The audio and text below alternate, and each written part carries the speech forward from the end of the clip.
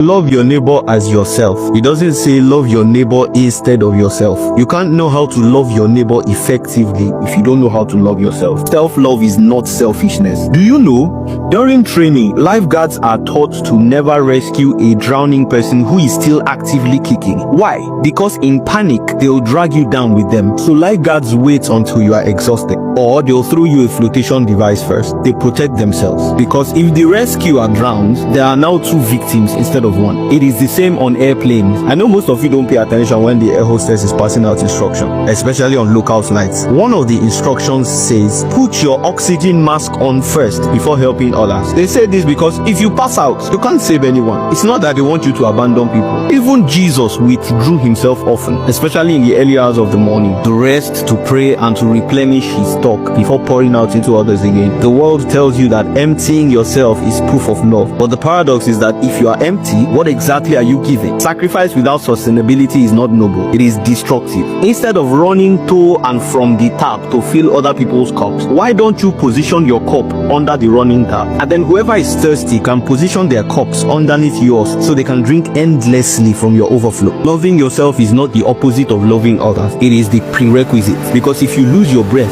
you can't give anyone air. If you sink, you can't pull anyone out. And if you don't love yourself, you will never truly know how to love your neighbor.